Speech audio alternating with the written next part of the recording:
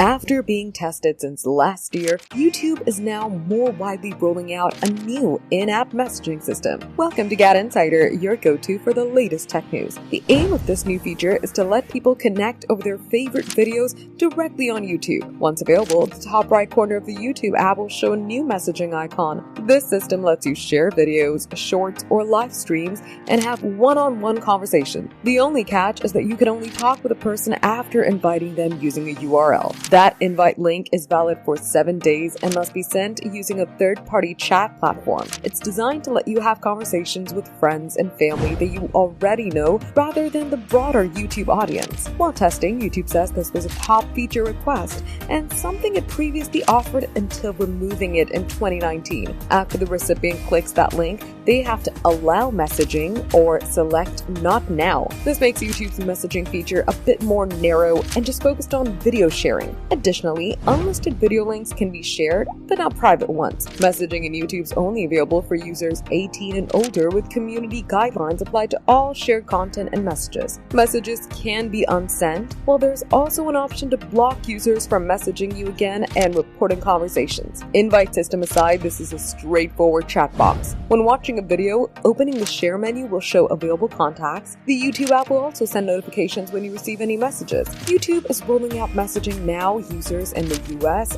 UK, Brazil, and Singapore. More updates, subscribe to GadInsider, like and share the video, and don't forget to press the bell icon so you never miss any update.